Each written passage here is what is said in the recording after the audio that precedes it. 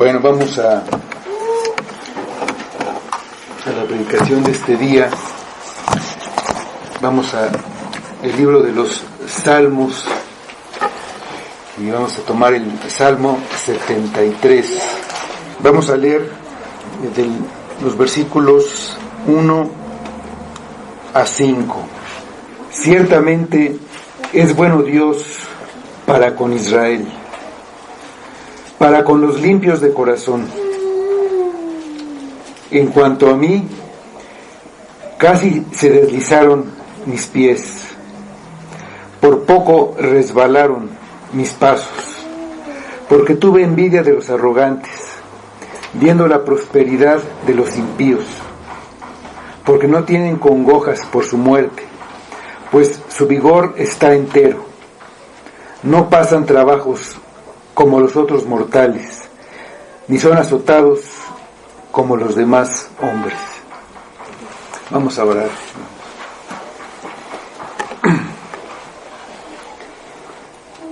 Señor, te damos muchas gracias nuevamente por todas tus bendiciones, por este día, sobre todo por la bendición que tenemos en tu palabra, de oír tu voz, de reconocerte ahí, de irte conociendo, de que tú nos instruyas, nos guíes por medio de tu palabra para nuestra vida, y que la uses sobre todo con poder para la salvación de nuestras almas. Guíanos, Señor, guárdanos, abre nuestros oídos, nuestros ojos, nuestro entendimiento, y tú dale poder a tu palabra.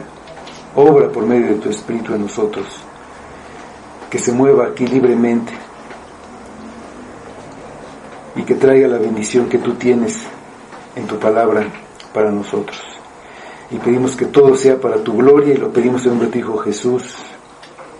Amén. Amén.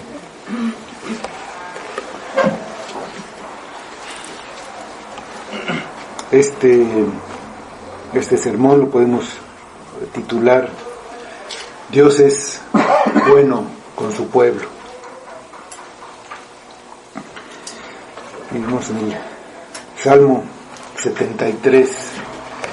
Y bueno, los salmos son los himnos del pueblo de Israel. Estos salmos eran cantados en diferentes circunstancias, en todos los cultos de los judíos, en sus idas al templo. En todas estas circunstancias ellos cantaban estos himnos, y eran cantados acompañados por algún instrumento musical. Su principal finalidad era la alabanza a Dios. Entonces son una base para la oración y la alabanza. Al ser inspirados por el Espíritu Santo, expresan los sentimientos y el pensamiento del rey y de su pueblo. En ellos vamos de la angustia y el temor, la tristeza, a la confianza y al gozo.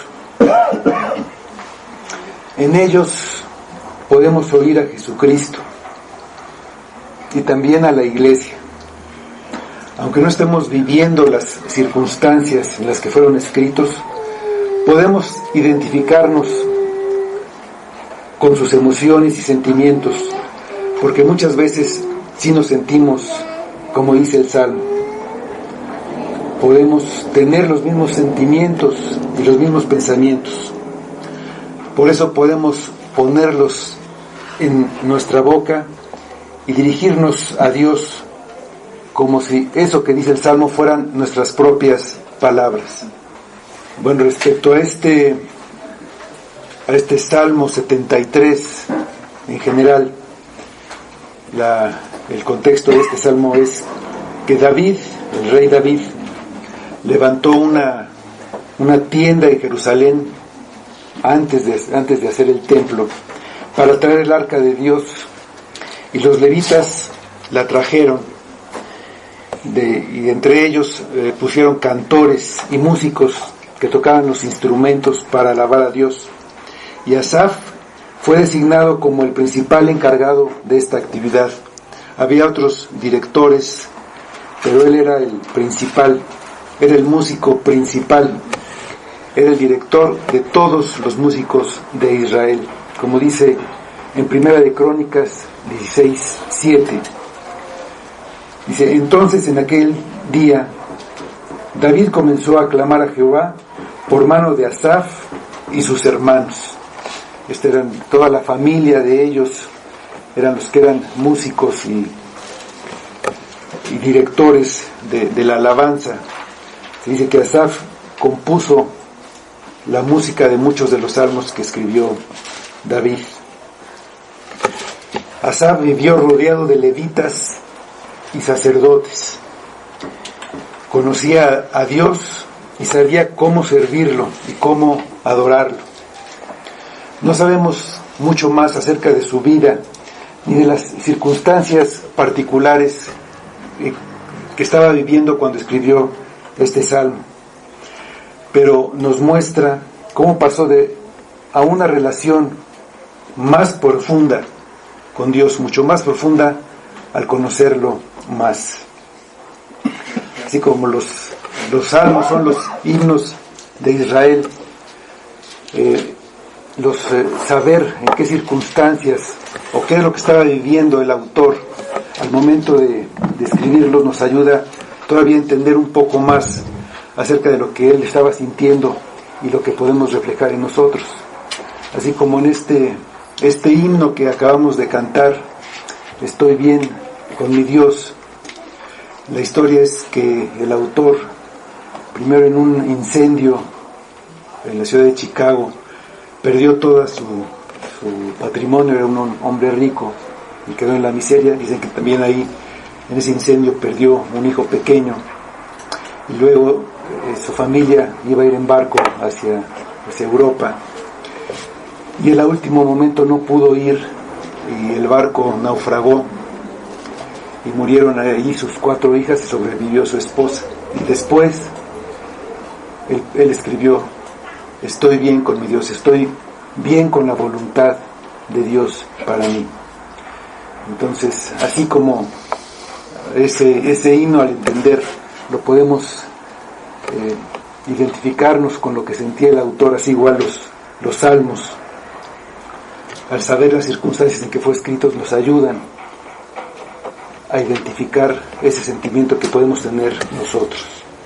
Entonces Asaf es el autor de este salmo, y en total se le atribuyen la autoría de 12, estos que están agrupados en del 73 al 83, y también el Salmo 50, y se le atribuyen a él o a sus descendientes, porque algunos de estos salmos hablan de la destrucción de Jerusalén, que sucedió ya al final de los reyes, en una época muy posterior a la que vivió Asaf, así como dicen a los hijos de Coré, es Asaf o a sus descendientes.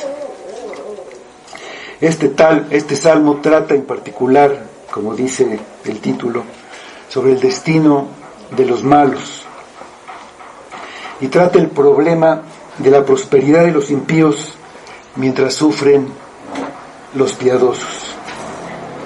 El autor, lo que podemos deducir, estaba viviendo una época de gran necesidad, quizá una necesidad económica muy fuerte. Y él veía a personas que actuaban mal y todo parecía salirles bien, mientras que él, que se dedicaba a servir a Dios, le estaba yendo mal, y eso le causaba una gran inquietud y duda.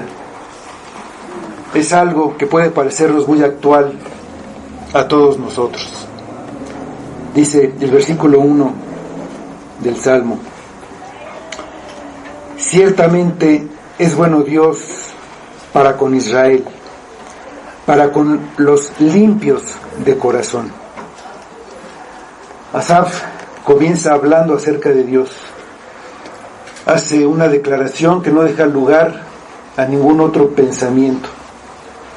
Ciertamente es bueno Dios para con Israel.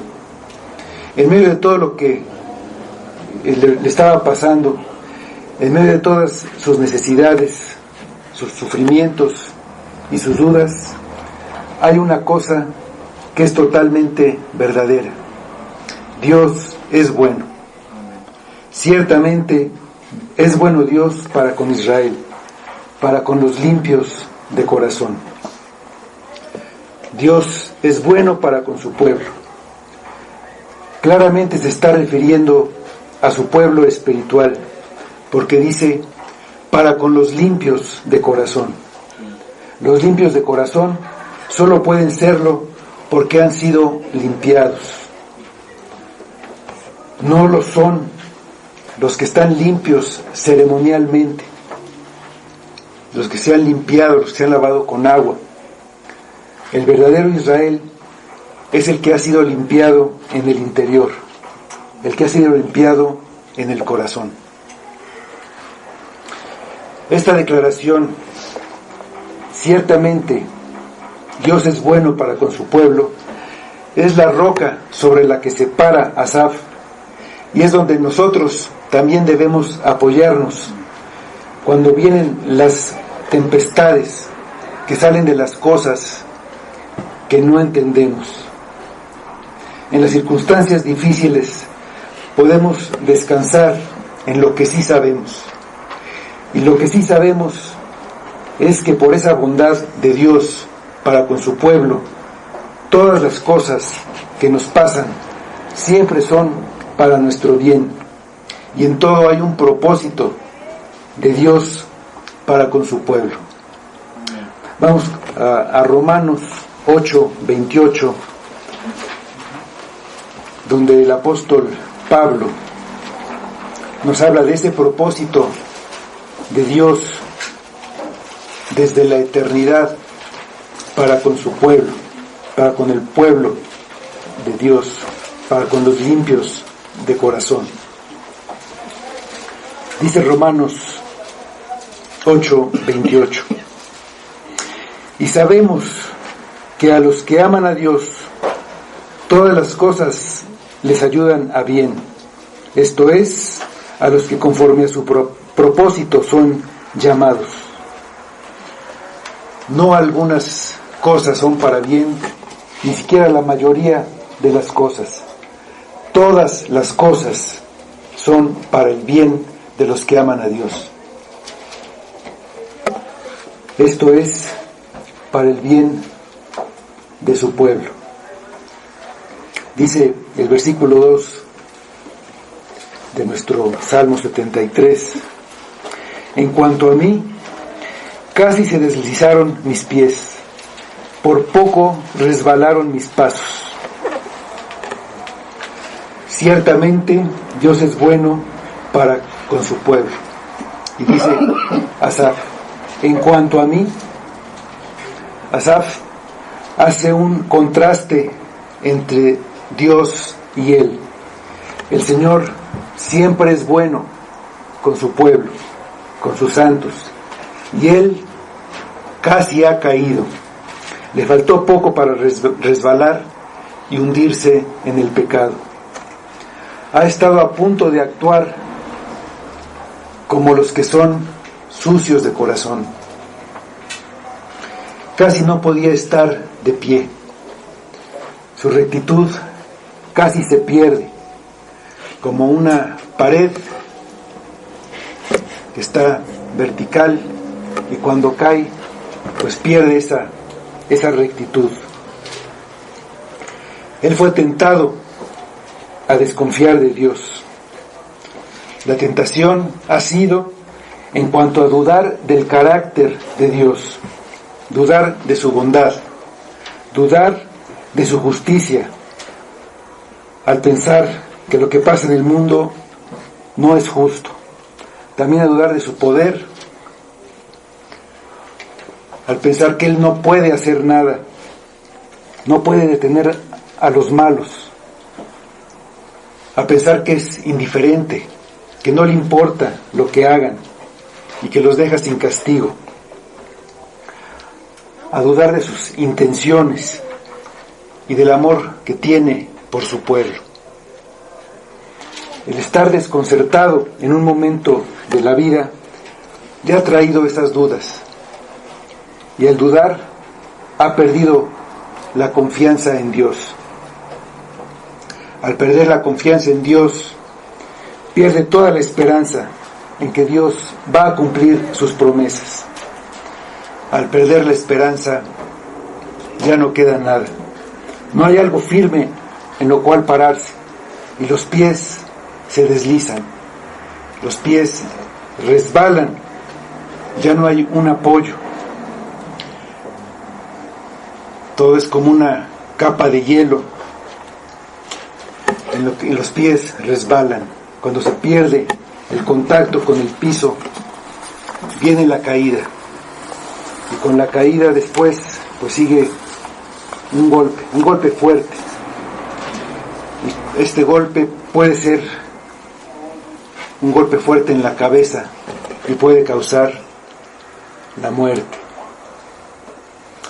Cuando se pierde la confianza, se afecta profundamente la relación entre las personas.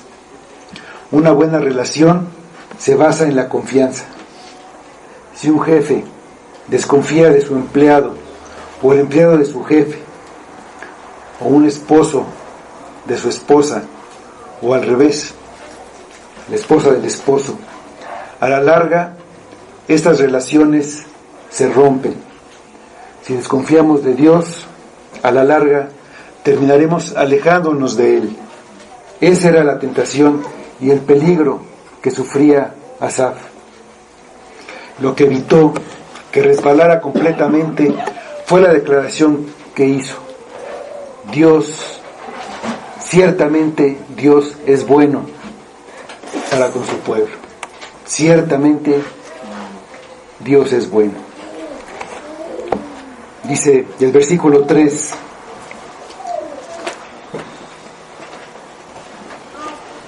por poco resbalaron mis pies, dice, porque tuve envidia de los arrogantes, viendo la prosperidad de los impíos. Nos dice el motivo de que estuviera a punto de caer, y es algo en cuanto a él, algo que sale de él. El motivo es el pecado. Dice, tuve envidia. La envidia es una tristeza o un pesar por el bien de otra persona, y el deseo de tener lo que tiene esa persona, por lo que también expresa una codicia. Las envidias son una manifestación de las obras de la carne. Están nombradas en Gálatas. Vamos ahí a Gálatas capítulo 5, versículos 19 a 21. Las envidias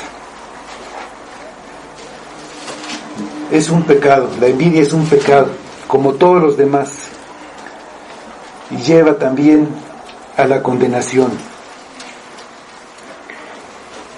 Dice Gálatas 5, de 19 a 21.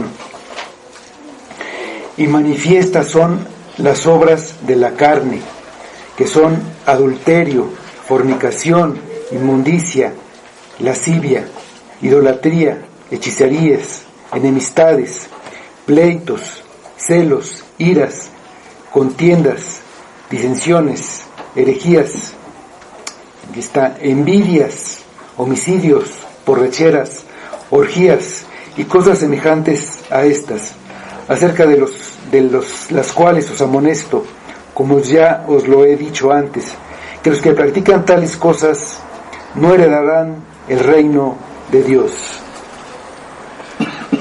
Podemos pensar que la envidia es algo ligero, que no es algo tan grave. Habla ahí de homicidios, borracheras, orgías, adulterios, y podemos minimizar la envidia, pero ahí está, en medio de todos estos pecados, y como ahí dice, los que practican tales cosas no heredarán el reino de Dios. Asaf tuvo envidia. Y hay un intento de justificación al decir que a los que envidia son arrogantes y son impíos. Pero hay un reconocimiento de su pecado. Tuve envidia. En la Biblia, y en particular en este libro de los Salmos, vemos reflejada la naturaleza humana. Y ahí no se trata de ocultar las fallas, ni de mostrar una perfección moral en ninguna persona, porque una perfección moral no es verdadera. Nunca ha existido un hombre que no peque.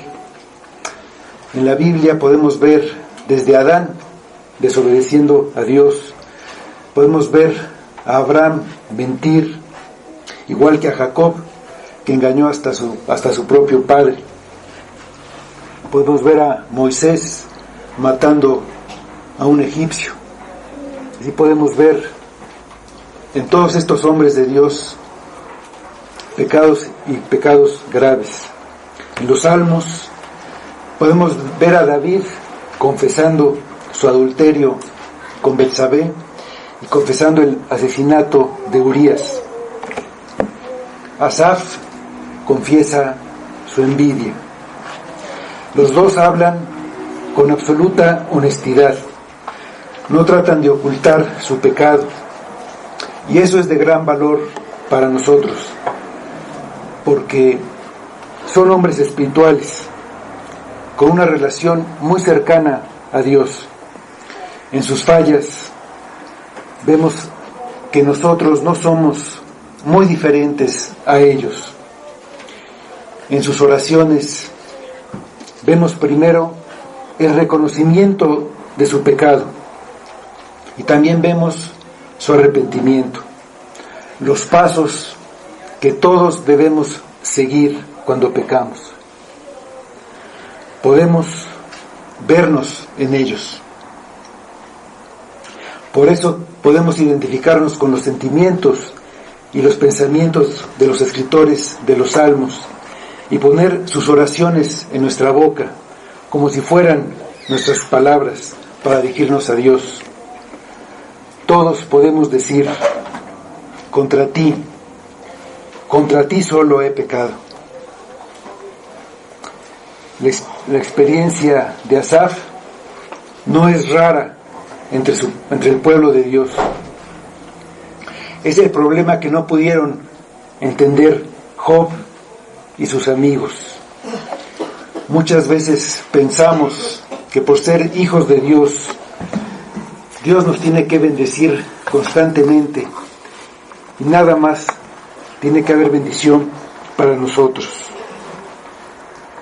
Y creemos que cuando a alguien las cosas no le resultan como él quiere, o que incluso le salen mal, y parece que todo le va mal, es porque Dios está fallando, o porque a Dios no le importa lo que pasa en el mundo, o como en el caso de los amigos de Job, pensaban que lo que le pasaba a Job era porque era un pecador que estaba siendo castigado. Si recuerdan también cuando estudiamos a Habacuc estaba desconcertado porque los violentos y los malvados torcían la justicia para su provecho en contra de los justos, y parecía que a Dios no le importaba y no hacía nada. Sus dudas les llevaron a preguntar: ¿hasta cuándo? ¿Hasta cuándo, Dios, vas a permitir esto? Jeremías también tuvo un pensamiento parecido. Vamos a Jeremías capítulo 12, versículo 1.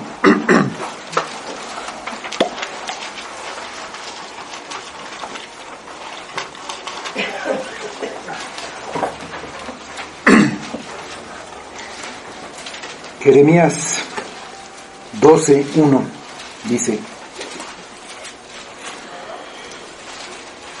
Justo eres tú, oh Jehová, para que yo dispute contigo. Sin embargo, alegaré mi causa ante ti. ¿Por qué es prosperado el camino de los impíos y tienen bien todos los que se portan deslealmente?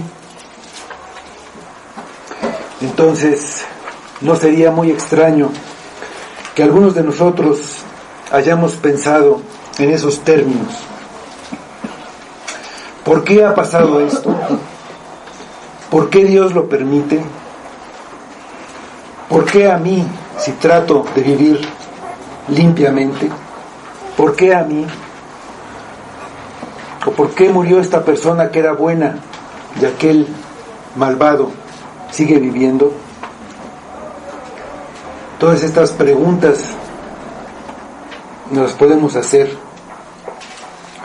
Tampoco sería extraño que quisiéramos tener lo que otros tienen y pensar que hay injusticia, sobre todo cuando vemos que los narcotraficantes, los secuestradores, viven en mansiones, los políticos se apropian de cantidades enormes de dinero y siguen como si nada.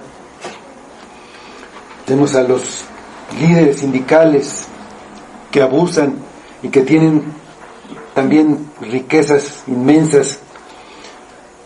Recientemente salió en el periódico el gobernador aquel que robó millones y millones y que en su cava tenía botellas que valían $5,000 que se tomaba con sus amigos en una cena. Y entonces nosotros podemos pensar, ver eso y decir, ¿cómo es esto? ¿Puede ser esto justo? Cuando yo no puedo ni comprar una torta en Pavitos.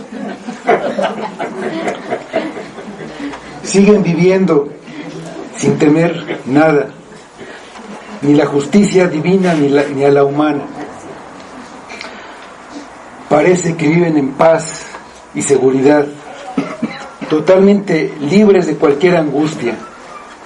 No lo podemos creer ni entender. Esto se debe a que con nuestra mente finita queremos entender la muerte infinita de Dios.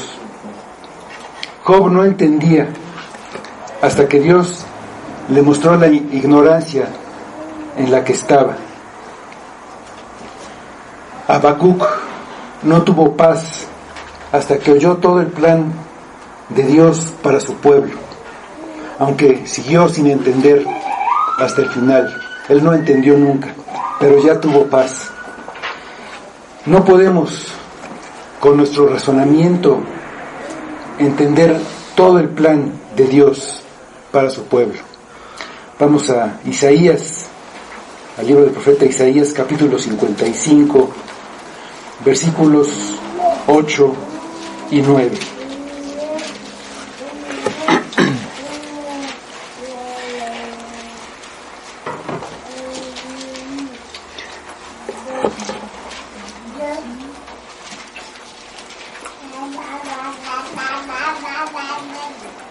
Dicen estos versículos: porque mis pensamientos no son vuestros pensamientos, ni vuestros caminos mis caminos, dijo Jehová. Como son más altos los cielos que la tierra, así son mis caminos más altos que vuestros caminos, y mis pensamientos más que vuestros pensamientos. Para comprobarlo, solo tenemos que voltear a la historia. José tuvo muchos años de sufrimiento. Primero fue vendido como esclavo por sus hermanos. Siendo esclavo, es acusado injustamente y acaba en la cárcel, olvidado incluso por los que él les había hecho bien, como el copero del rey. En todo ese tiempo veía cómo prosperaban a los que él servía, mientras que él sufría, separado de su familia y prisionero. Pero después de muchos años, él pudo decir: a sus hermanos: vosotros pensasteis mal contra mí, mas Dios lo encaminó a bien, para hacer lo que vemos hoy, para mantener en vida a mucho pueblo. Génesis 50:20. Los caminos y los pensamientos de Dios fueron mucho más altos de lo que pudo imaginar José y sus hermanos, y durante mucho tiempo fueron incomprensibles. Pero después de esos años, todo eso fue para el bien de su pueblo. Moisés pasó 40 años en el desierto, huyendo del faraón por haber matado a un egipcio, y se sintió desechado por Dios. Se sintió ya que su vida ya no tenía ningún sentido, pero fue llamado para libertar a su pueblo, y después pasó otros 40 años en el desierto guiando a su pueblo, y ahí murió en el desierto sin entrar a la tierra prometida. Esa fue la voluntad de Dios para él.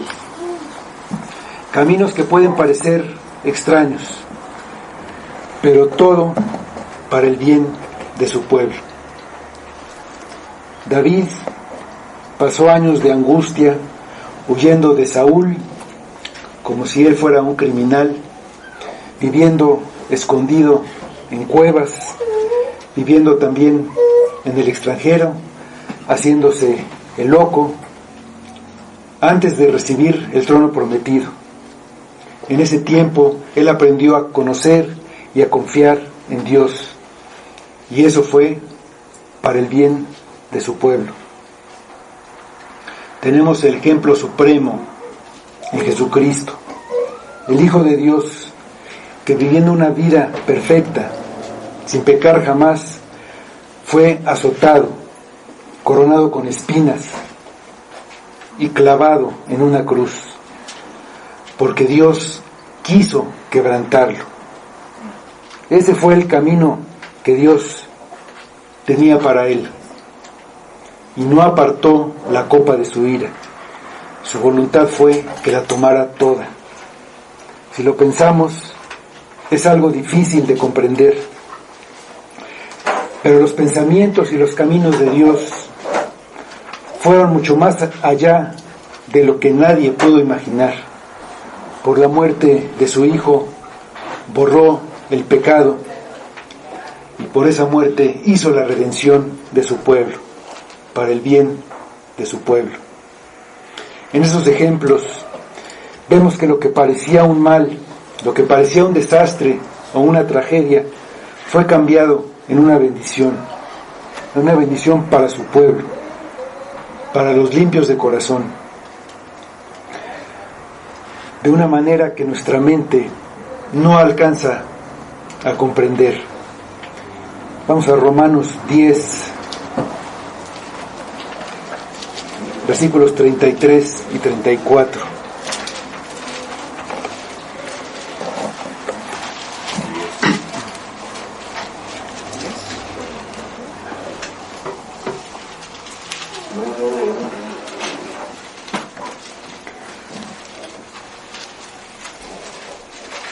Dice estos versículos: oh profundidad de Romanos 11, perdón. Oh profundidad de las riquezas, de la sabiduría y de la ciencia de Dios. Cuán insondables son sus juicios e inescrutables sus caminos. Porque ¿quién entendió la mente del Señor? ¿O quién fue su consejero? La bendición de su pueblo siempre estuvo en la mente de Dios. Ciertamente Dios es bueno para con su pueblo. Y Asaf fue cegado por la tentación. Habiendo sido bendecido por Dios, tuvo envidia de los arrogantes. Viviendo una vida piadosa, se vio sufriendo fuertes pruebas, y los hombres malvados prosperaban. solo puede llegar a una conclusión: es mejor dejar esa vida piadosa. Desde el punto de vista humano y con la lógica humana, eso parece lo mejor. Una persona inteligente, razonando, llega a la conclusión: si dejo la vida piadosa, prosperaré. Me irá como esos hombres y tendré todo lo que ellos tienen. Ese pensamiento es la tentación que sufrió y lo llevó a un punto en que sus pies casi deslizaron. Lo importante es que no deslizaron completamente. Y para nosotros, lo que podemos aprender es poder decir: aunque ha pasado esta situación difícil, veo que Dios siempre es bueno. Hubo un tiempo en que estuve tentado a pensar lo contrario, pero ahora me doy cuenta de que estuve equivocado. En cualquier circunstancia, no importa lo que me pase a mí o lo que pase a otra persona, he llegado a la conclusión que Dios es bueno para con Israel. Lo que tenemos que hacer es sacar los pensamientos de duda, esos pensamientos de nuestra mente, recordando esto: ciertamente Dios es bueno. Y no olvidar la segunda parte: para con los limpios de corazón. Si hemos pecado, debemos confesarlo para que nos limpie, para entonces poder esperar su bendición. Ciertamente es bueno Dios para con Israel, para con los limpios de corazón. En cuanto a mí, casi se deslizaron mis pies, por poco resbalaron mis pasos. Dios es bueno, siempre es bueno, por lo que debo tener confianza absoluta en Él. Yo casi resbalo, por lo que no debo confiar en mí mismo. Si confío en mí y no confío en Dios, terminaré por caer. Otra cosa que podemos aprender de esta experiencia de Asaf es entender que la tentación que nos puede llevar a resbalar y finalmente a caer empieza con un pensamiento, empieza en nuestra mente. Puede empezar con algo que oímos y nos lleva a tener un pensamiento equivocado, o puede empezar con algo que vemos, como con David cuando vio a Betsabé, o puede empezar simplemente con algo que estamos viviendo en nuestra vida diaria. Asaf se vio en dificultades y al ver a otros sin esos problemas, quiso estar en su lugar. Eso es un pensamiento natural, pero él siguió pensando. Vio que estas personas no solo tenían lo que a él le faltaba, tenían mucho más. Y vio que eran impíos. Pero él, razonando, llegó a la conclusión de que eso no importaba. La tentación iba teniendo cada vez más fuerza.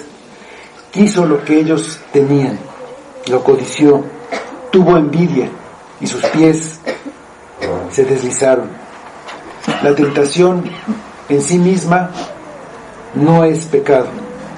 Estar desorientado, desconcertado, sin entender lo que pasa, tampoco.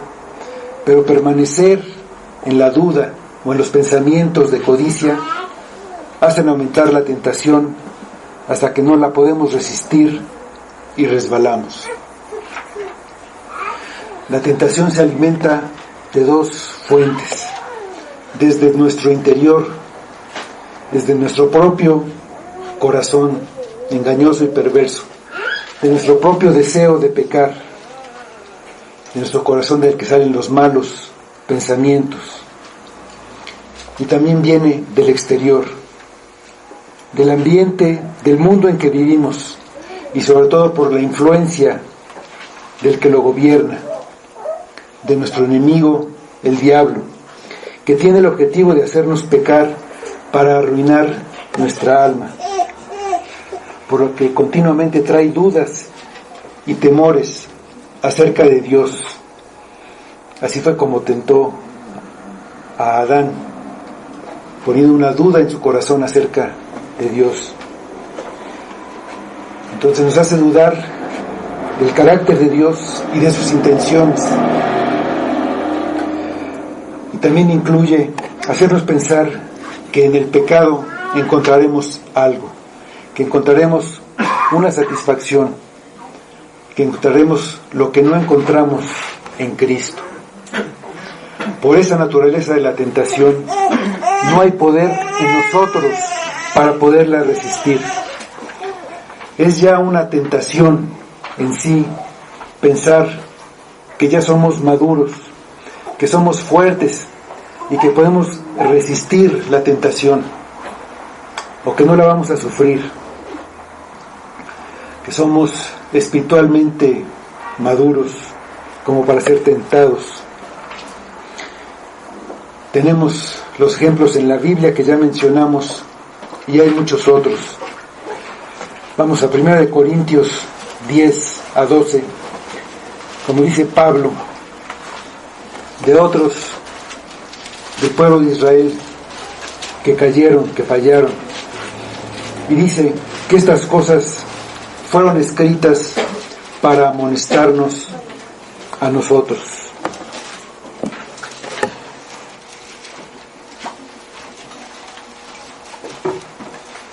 Primera de Corintios 10, 11 y 12.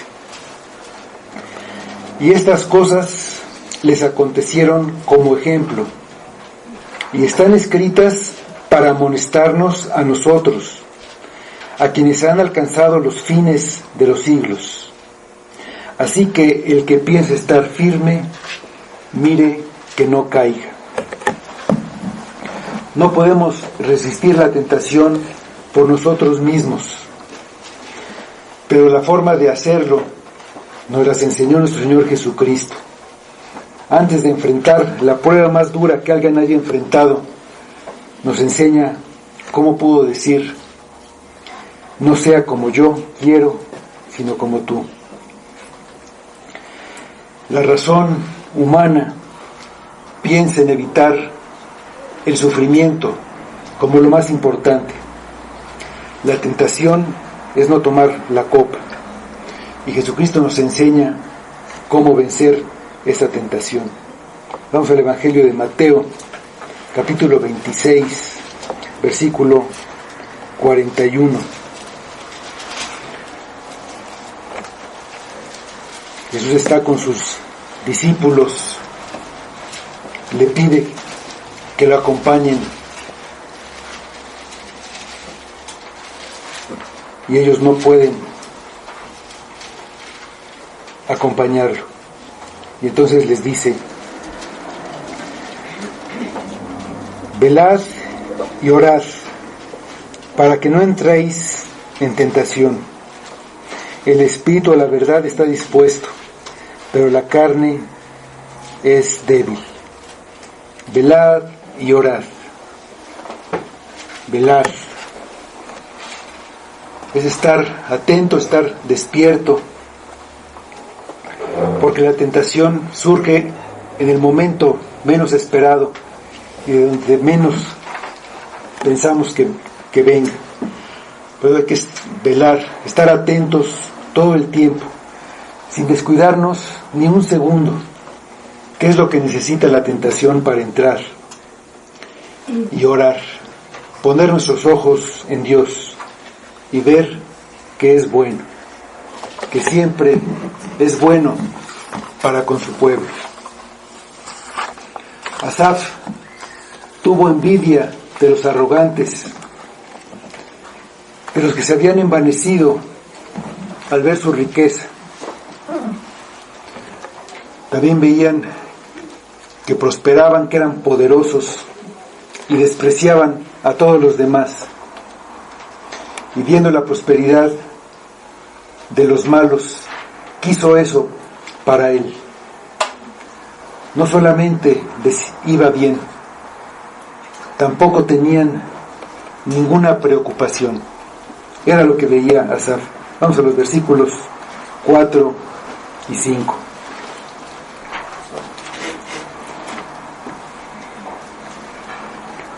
Porque no tienen congojas por su muerte, pues su vigor está entero. No pasan trabajos como los demás, como los otros mortales, ni son azotados como los demás hombres. Asaf le inquietaba que los malos no sufrieran por su maldad. No había ninguna señal de desaprobación de parte de Dios. Habían vivido en la prosperidad y morían en paz. Han gozado de este mundo y de una vida de pecado. Y todo eso parece ser seguido de una muerte en paz, sin ser debilitados por la enfermedad. ¿Cuál es la ventaja de una vida piadosa?, se pregunta Asaf. ¿Es justo Dios? Ellos no están en problemas como los otros hombres. Parece que son protegidos de las calamidades comunes a todos los demás. Están felices mientras todos los demás sufren. Eso es lo que piensa Asaf. Pero en la tentación siempre hay un engaño. El tentador es el padre de mentira. No hay nada de verdad en él. Lo primero que hace es desviar nuestra atención, hacernos que quitemos nuestros ojos de Dios. Pone un pensamiento en nuestra mente y luego lo alimenta y empieza a exagerar las cosas y empezamos a pensar cosas que no son ciertas. Asaf está cegado por la tentación. No puede ver con claridad y sus dudas se hacen más grandes. Su mente crea razonamientos que apoyan esos razonamientos que tiene, pero lo que cree no es verdad. ¿Acaso los hijos de los malvados no enferman? ¿No mueren sus padres o sus esposas? ¿No es verdad que muchos de ellos terminan en la cárcel por muy poderosos que parecieran en un momento? Tenemos ejemplos nosotros. Muchos exgobernadores y líderes sindicales, igual que secuestradores y narcos, terminan en la cárcel. Algunos de ellos terminan su vida con gran angustia, sabiendo que viene el juicio. Y otros, ciertamente, parece que nada les preocupa. Parece que no les preocupa el fin. Todo el tiempo se burlaron de Cristo y lo rechazaron. Y recibieron un poder engañoso para que crean una mentira. Vamos a la segunda epístola de los Tesalonicenses, capítulo 2, versículos 11 y 12.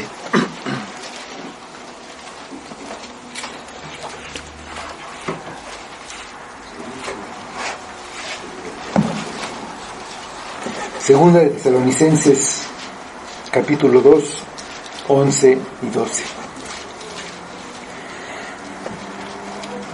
Dice: por esto Dios les envía un poder engañoso para que crean la mentira, a fin de que sean condenados todos los que no creyeron a la verdad, sino que se complacieron en la injusticia. Parece que ni aun en su muerte se angustian, siguen teniéndolo todo, pero sus posesiones tienen un valor secundario, son cosas temporales. Piensan que gozaron de la vida, que obtuvieron todo lo que se podía obtener y se sienten en paz, pero es una falsa paz. No se preocuparon ni de Dios ni del diablo y van a una eternidad para recibir el justo pago por todo lo que hicieron. Esto no puede causar ningún tipo de envidia. Lázaro no tenía nada que envidiar al rico. Ninguno del pueblo de Dios tiene nada que envidiar a un impío, porque ciertamente Dios es bueno para con su pueblo. Vamos a la primera epístola de Pablo a Timoteo,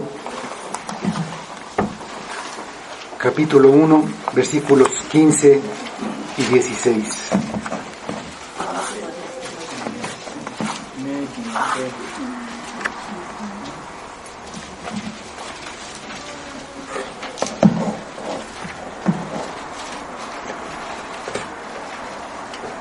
Dice estos versículos: palabra fiel y digna de ser recibida por todos, que Cristo Jesús vino al mundo para salvar a los pecadores, de los cuales yo soy el primero.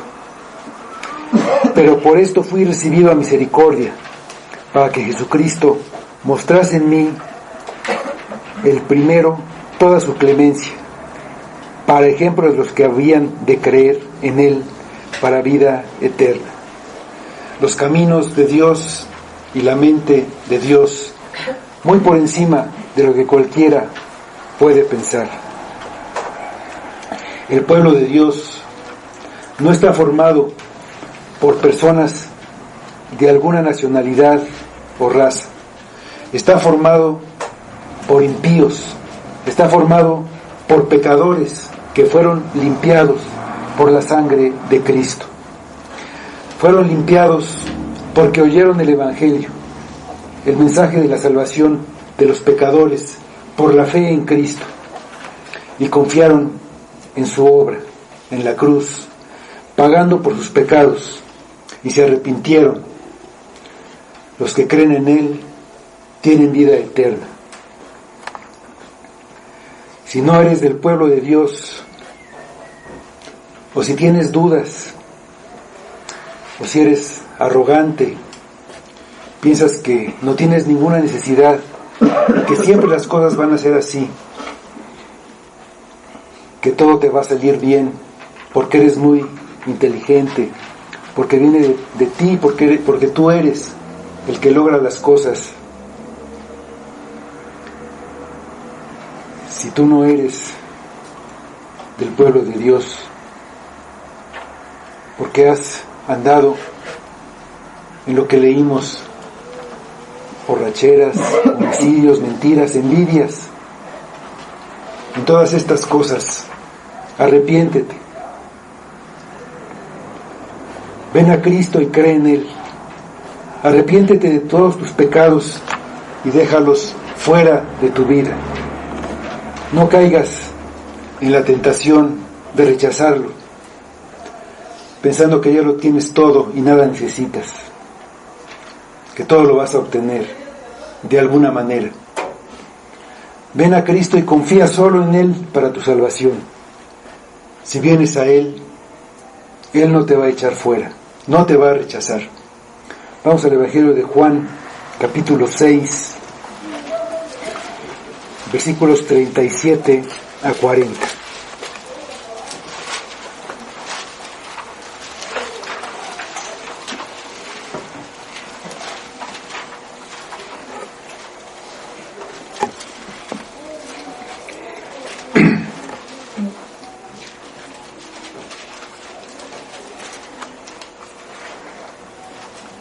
Dicen estos versículos: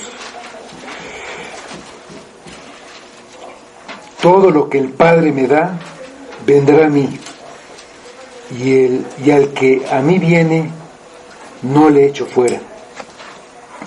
Porque he descendido del cielo, no para hacer mi voluntad, sino la voluntad del que me envió.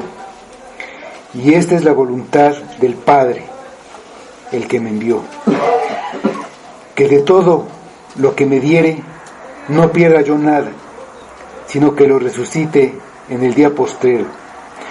Y esta es la voluntad del que me ha enviado, que todo aquel que vea al Hijo y cree en Él, tenga vida eterna, y yo le resucitaré en el día postrero. Ciertamente, Dios es bueno para con su pueblo. Vamos a orar, hermanos.